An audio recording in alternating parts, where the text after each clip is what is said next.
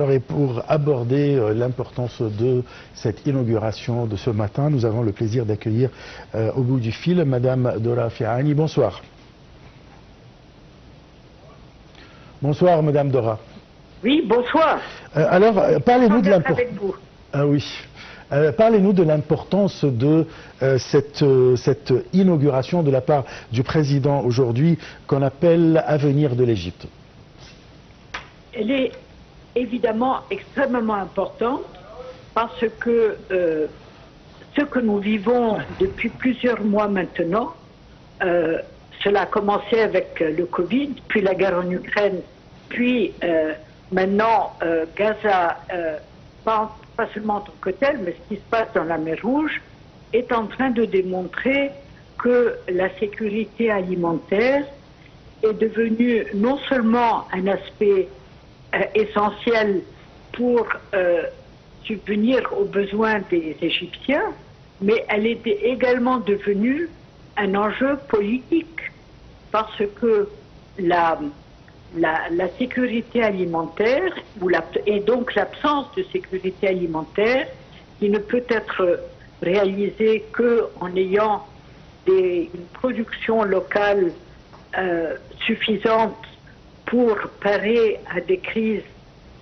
nouvelles, devient une question non seulement de sécurité alimentaire, mais également de garantie du devenir et de la liberté politique, entre guillemets, du pays, de façon à ce qu'il n'y ait pas d'entité étrangère qui puisse faire pression sur nous, au travers, justement, de l'absence de sécurité alimentaire.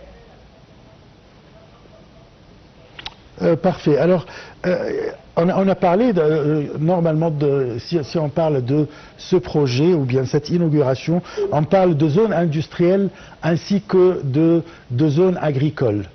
Oui.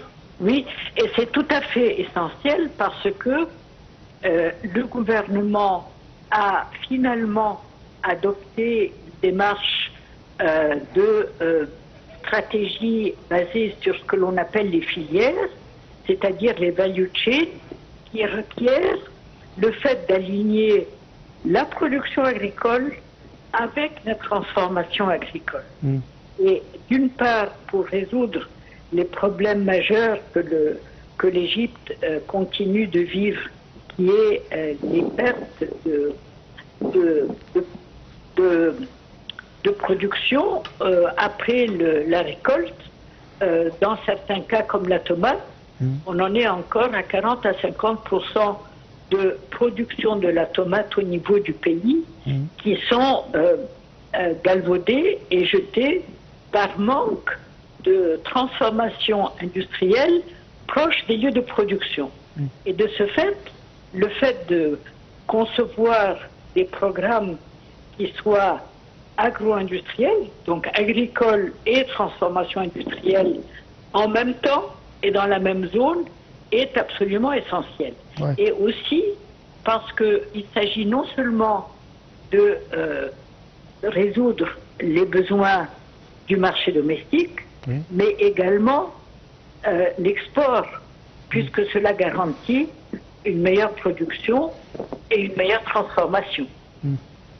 Là, si on parle aussi de offrir ou bien fournir de nouveaux emplois aux jeunes, comment ce projet pourrait vraiment fournir beaucoup de travail pour les jeunes?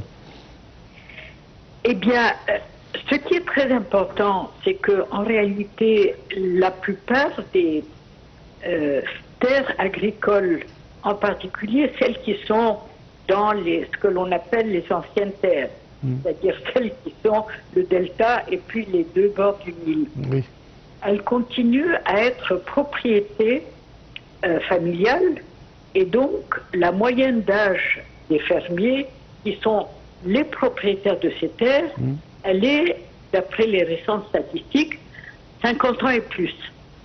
Ce qui veut dire que les jeunes, eux, n'ont pas vraiment leur place au niveau de ces nouvelles terres. Ils n'ont pas le moyen d'acheter des terres, par exemple. parce que les terres dans le delta, entre autres, sont devenues extrêmement coûteuses.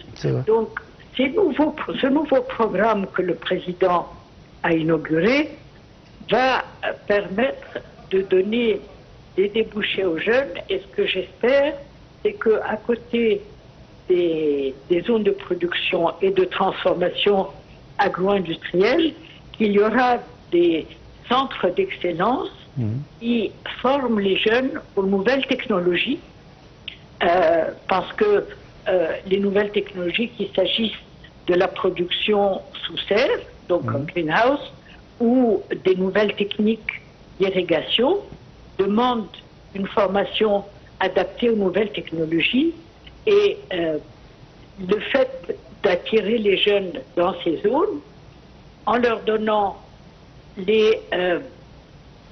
un débouché sur le plan de job et donc matériel, mais aussi en les formant, et enfin en créant des communautés, donc de nouveaux villages qui offrent les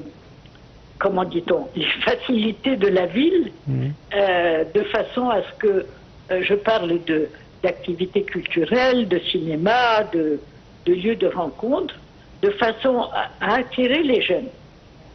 Ce que je suis en train de vous dire, c'est qu'il ne suffit pas de leur proposer un bon job, il faut aussi leur donner envie de vivre là-bas. Oui. Je vous remercie beaucoup, Madame Dora Faghani. Vous avez bien expliqué de quoi il s'agit, ce projet qui a été inauguré aujourd'hui par le président Abdel Fattah el-Sisi, non seulement dans le domaine agricole, mais aussi industriel, et pour fournir des nouveaux emplois aux jeunes et des endroits plus ou moins luxe pour qu'ils puissent vraiment bien vivre. On se retrouve juste dans quelques minutes.